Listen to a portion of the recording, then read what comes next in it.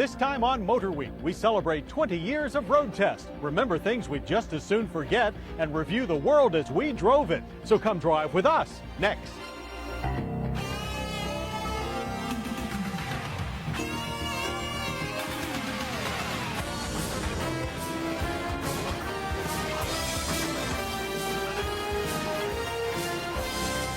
Motor Week, television's original automotive magazine. Brought to you by Priceline.com. With Priceline.com, you name your own price for new cars. All makes and models of cars, trucks, sport utility vehicles, minivans, and more. When you log on to Priceline.com, you name your own price. And by Equal Tire Performance. In cars, light trucks, and SUVs, Equal reduces tire vibrations so your tires can meet the road more evenly. Equal for added safety, stability, and handling for the life of your tires.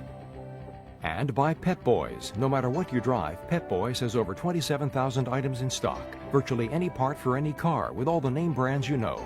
Plus service bays staffed with ASC certified technicians. Pep Boys. Parts, tires, accessories, service. Motor Week, television's automotive magazine, with your host, John Davis. Welcome to Motor Week. I'm glad you're with us. This is a television series for people who love cars and for those of you who just like to find out a bit more about them. Each week we'll have our own road test of new models. Our chief mechanic, Pat Goss, will tell us Believe it or not, that's how it all began 20 years ago right here in Studio A at Maryland Public Television in Owings Mills, Maryland. We were a fledgling show with a simple idea: to bring the automotive world to your home TV every week.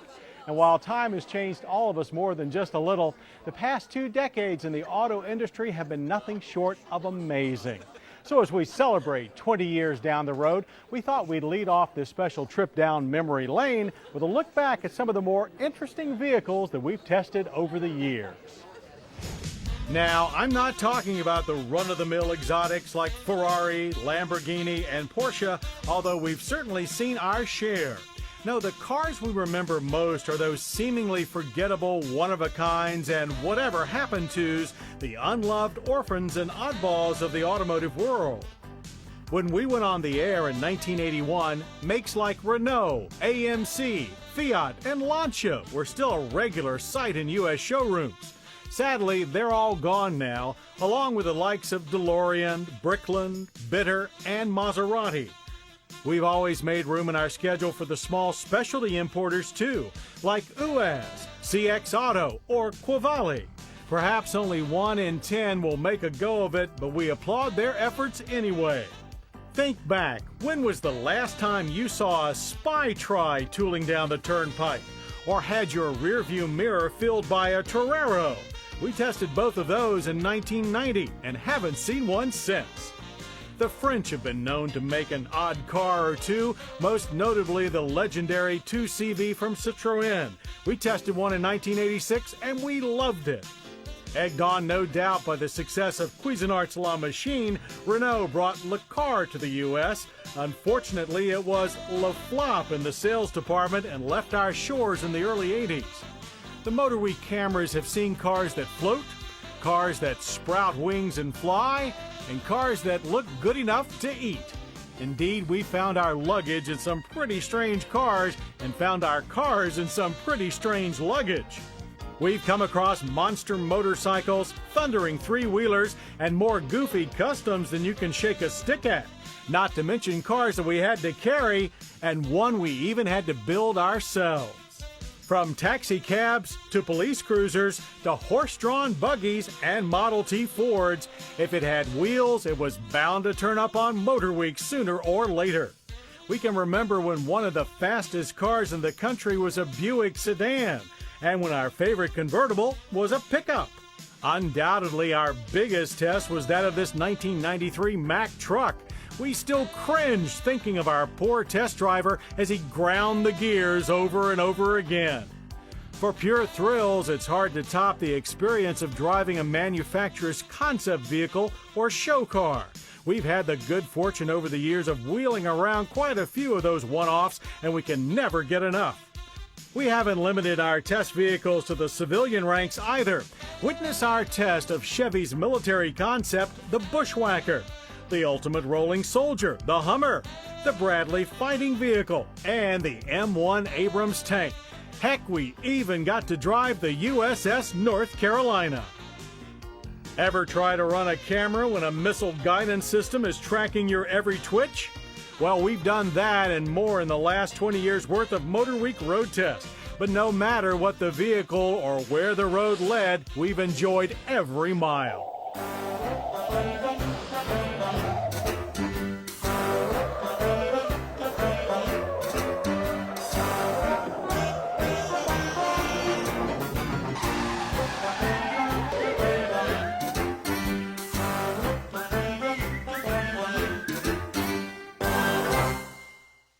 The new svelte look belongs to Volvo, that perennial builder of solid and reliable Swedish transportation. First, the German car with an affordable nameplate, if there is such a thing these days, Volkswagen. But the introduction of BMW's new 7 Series has caused a downturn in sales for the Big Benz. You know, Pat, in 20 years of Motor Week, you've outgrown 3 Goss's Garage sets, but you've produced over 500 segments. That's a lot of car care for anybody. Well, it sure is, but as far as the sets go, this latest one is certainly far better than anything we've had before, especially if you think back in the old days when we were doing it in the corner of my old service station. Well, you know we spare no expense for you. I've noticed. The bill's in the mail. Yeah. Anyway, the technology, though, that you've covered, that's just amazing, the amount of change. When we started 20 years ago, we didn't have computers in our offices, let alone the cars. Yeah, but think about this. In 1981, first year of the show, that was the year the computers showed up in cars en masse. Looking back at some of those early shows, it's shocking just how crude cars were in the early 80s and how much we take for granted today. Take brakes, for instance. ABS was virtually unheard of. We were impressed then when a car had 4-wheel discs. And a good stopping distance on the test track was some 30 feet longer than today's average, and was usually accomplished by copious amounts of tire smoke. 15-inch tires were a big deal, and the typical car came equipped with a 3-speed automatic or maybe a 4-speed manual. A luxury car was anything with leather seats and power windows, or better yet, cruise control. A cassette deck was considered state-of-the-art, and dual-zone climate controls meant you opened both front windows. Navigation? Well, it required a passenger and a map, and the only airbag was the mother-in-law in the back seat. Front-wheel drive family cars were the modern marvel of packaging and efficiency. Big on the inside, small on the outside. But that was just a fad, right? American drivers would never stray from the tried and true front-engine, rear-drive layout. Or would they? How many new rear-drive family cars can you name today? We had high praise for this 1983 Pontiac Trans Am muscle car when it recorded a quarter-mile time of 17.1 seconds. For perspective, that's exactly 1 second quicker than our recent test of the 3-cylinder Honda Insight. Just about the only minivan on the road in 1981 was a rear-engine Volkswagen, and GM's idea of a hybrid power plant was a gasoline engine converted to run on diesel, an abomination that powered many a Cutlass and Cadillac during those dark days. Yes, indeed, John, we take many things for granted these days that were dismissed as science fiction 20 years ago. Active suspensions, navigation systems, tune-ups every 100,000 miles. But there's one thing that auto engineers haven't been able to do away with, despite all the computers and sensors and billions of development dollars, and that is simple preventive maintenance. I said it in our very first show, and it still holds true today. The one single thing that is most important as far as the life expectancy of your automobile's engine is changing the oil. Carjackings are on the rise nationwide, but your chances of being a victim of this crime are slim. For example, here in the Baltimore-Washington metropolitan area, I can't remember, roughly 30,000, no, is it 30,000? 36,000 vehicles have been stolen so far this year, but only 2% of those incidents are due to carjackings. Oh, I gotta look to get over, and can I do that? what you got to do, but do it. You know, Jen, I realize this is only your second season with Motor Week, but it's terrific to see how well you've been able to basically just blend in with the series so seamlessly. You know what? I really enjoy it. That's why. Good. You know what I thought? Such a nice anniversary show. You know, one of the things we should do is let our audience see what it is that we do here. I mean, we put You so mean much behind the scenes? behind the scenes. Is it safe to do that? I think it is. You know, that's a good idea because then they can actually, the names they see on the credits, they can actually connect those to faces, to real people, and see the people that make this show possible every week. Absolutely. Will our impressions be positive or otherwise about this Oldsmobile Aurora? One more time. Will our impressions be positive or otherwise about this Oldsmobile Aurora? Road Tests, motor news, and features. That's what you as the audience see every week. But there's a lot more that goes into this show than you think. Yes, we've been on the air for 20 years, and the show's changed quite a bit in that time. But the amount of work and effort that's put in definitely is not.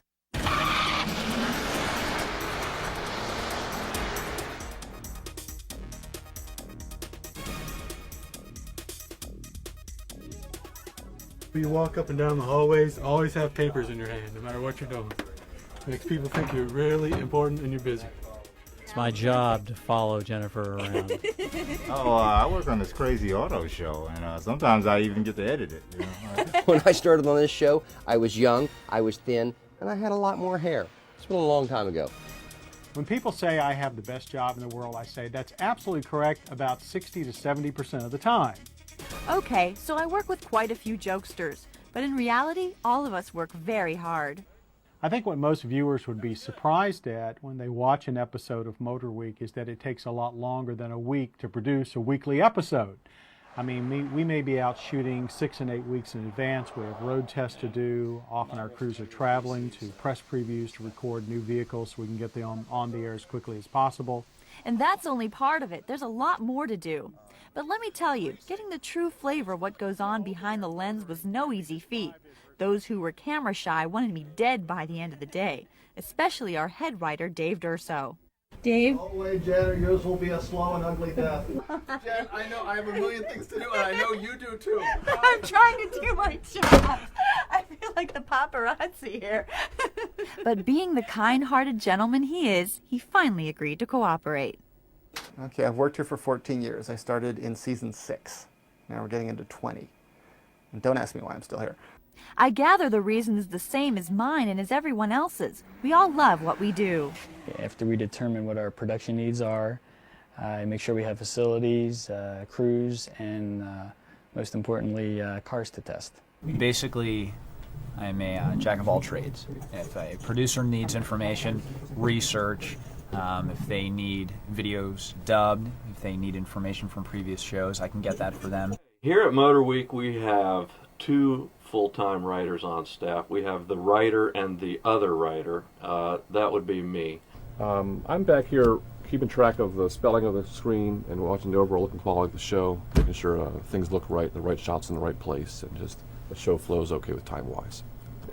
I'm the graphic art director. I'm responsible for the overall look of the show.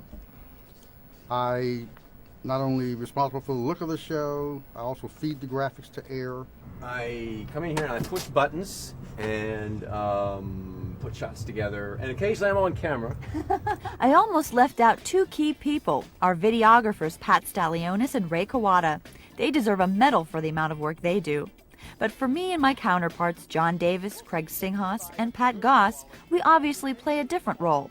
We all produce segments, and it's our job to bring all of the staff's hard work and dedication into your living room. Many people tell us that we have the dream job, and in many ways we do. I feel fortunate enough to work with a group of people who are so knowledgeable about the subject. And hey, who would complain about working with cars?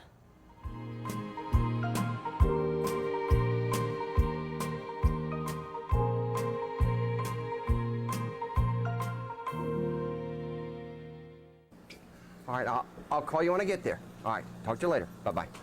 See Craig. Yeah, John. Off on another high road trip? Yeah, we're leaving for the airport right now. Well, you might want to take your ticket. Oops. Thank you. You know, lucky for all of us, Craig, you keep coming up with so many great ideas for the high road. That's pretty easy. I mean, keep in mind, this is Motor Week. The way I figure it, if it has a motor, it's fair game. You're right. That's good. Have a great trip. Thanks.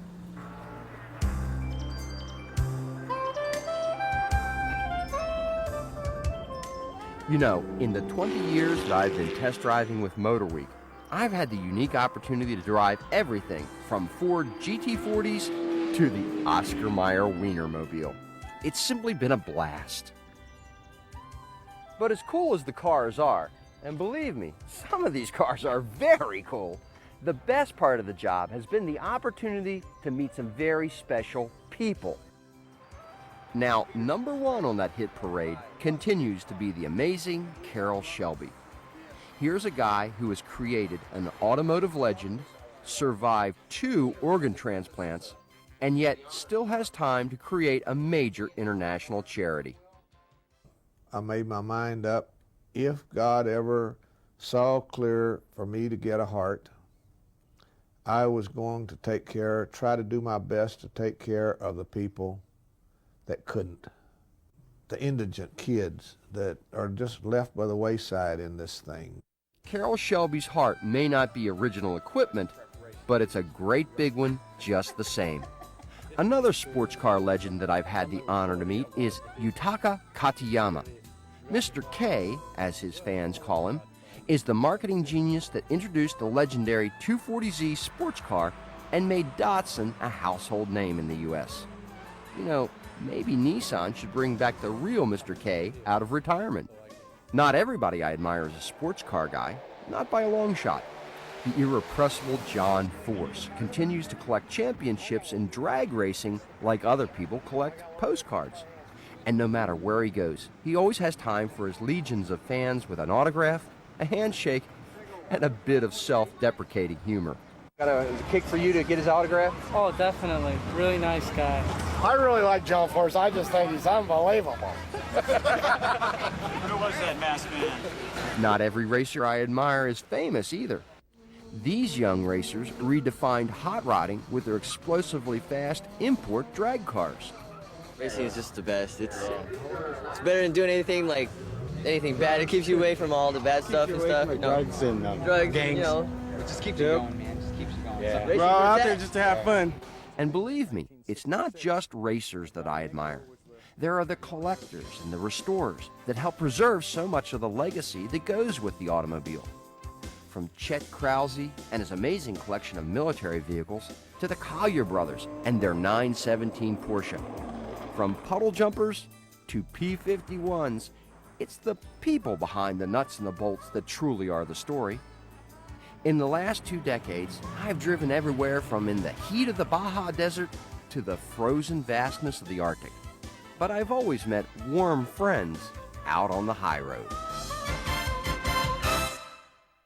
From the home office in Owings Mills, Maryland, here's now the top 5 reasons not to become a Motor Week test driver. Here we go.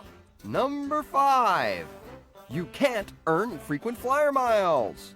Number 4, pesky pedestrians never yield the right of way. Number 3, helmet hair. Number 2, the 2 questions we're most tired of answering. Want to race? Need any more test drivers?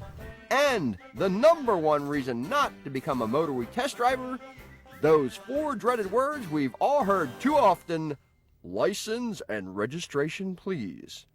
Thank you very much, ladies and gentlemen.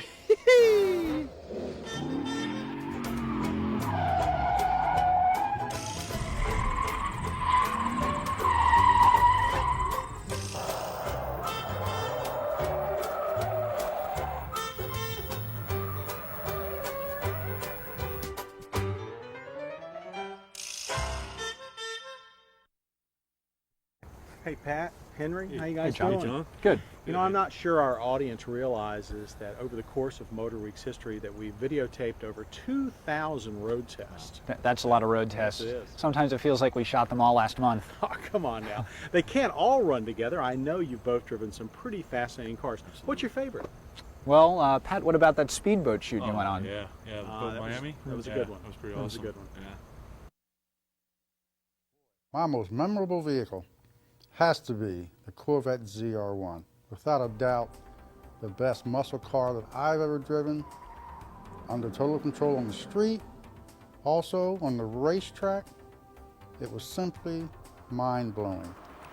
My most memorable vehicle has to be the Maxton roller skate that we built and gave away on Motor Week. We had so much fun with that project, from getting drunk on fumes from the glue to giving it away to delivering it. The whole thing was very memorable. You can drive so many great cars for so many years, you take them for granted after a while.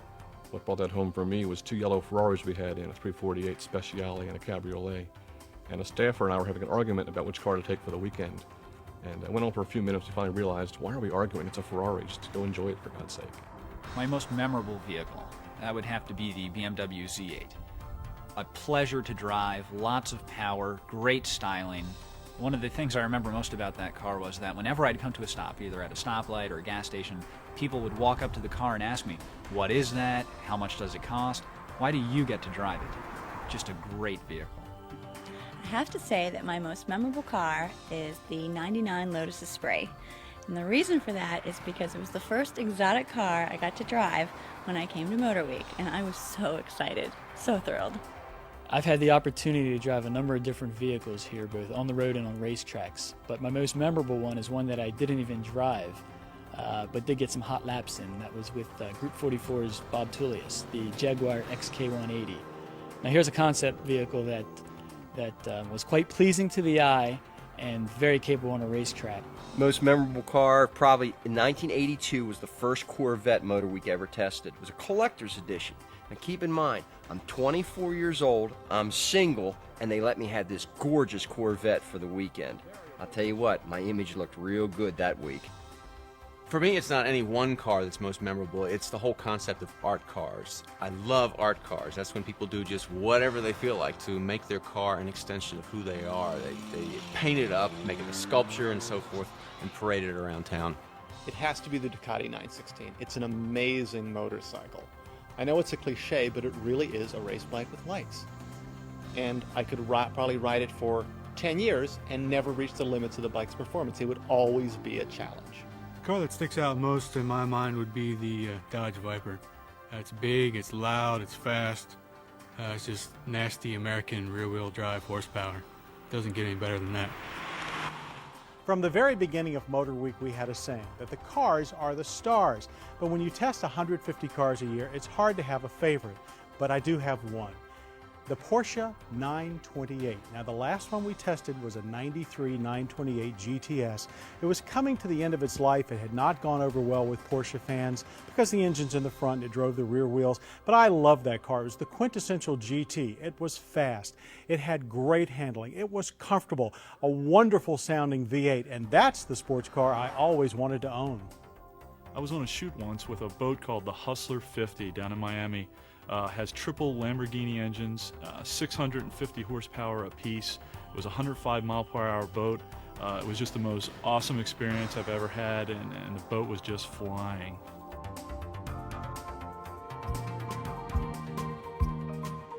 Happy anniversary, Motor Week, from the Peters family. Here's to another 20 years. Well, hello and welcome again to Motor Week. We're glad to have you tested. And if you have a question or a comment, please write to me. Because he was issued a speeding ticket by the California And a real place where the sun runs on cars. No. For car dealers, leftovers are those models left behind on their lots at the end of the model year. There's nothing left now from that old set but memories. But boy, what an exciting time it was. People thought we were crazy to be doing a weekly television series about cars. And now there are entire networks devoted to the subject. And our audience has grown larger and more loyal with each passing year. It has been quite a ride. So for all of us at Motor Week, thank you for sharing it with us. And here's to the next 20 years. Hear, hear. And we'll see you here next week on Motor Week. To learn more about Motor Week, television's original automotive magazine, visit us online at pbs.org or America Online keyword PBS.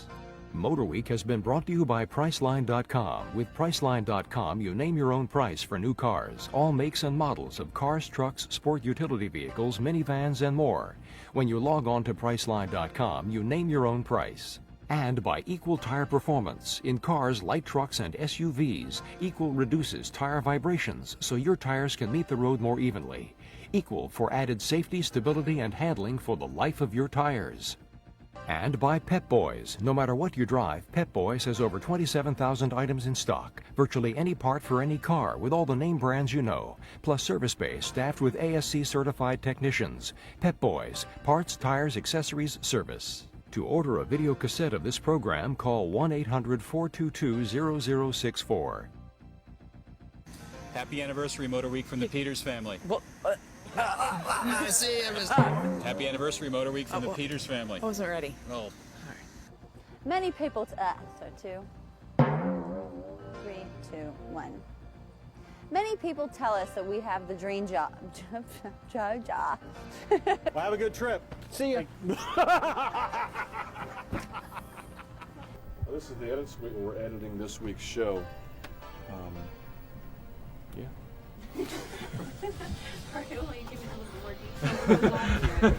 Where was I going?